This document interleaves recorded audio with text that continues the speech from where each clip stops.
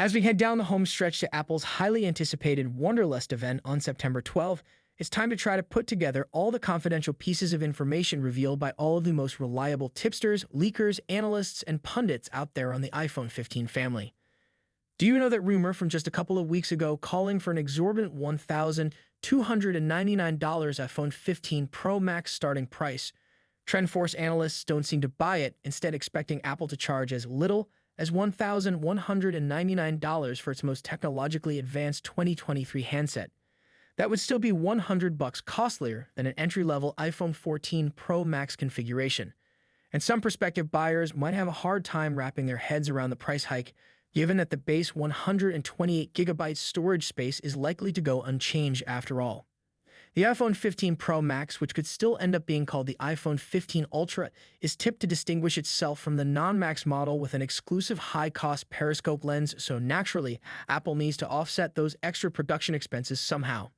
With a very familiar-sounding 48 plus 12 plus 12 MP triple rear-facing camera system and no fancy periscope functionality in TAO, the iPhone 15 Pro is today projected to start at the exact same $999 price tag as last year's iPhone 14 Pro stateside, while offering up to 1 TB internal storage just like the 15 Pro Max. The non-Pro iPhone 15 and iPhone 15 Plus could similarly follow the examples of their own predecessors by fetching $799 and $899 respectively, with 128GB storage and offering 256 and 512GB upgrades at typical premiums. All in all, this is a pretty stable pricing landscape forecasted for the iPhone 15 Quartet in the 11th hour, which undoubtedly contributes to an optimistic production expectation compared to the iPhone 14 series.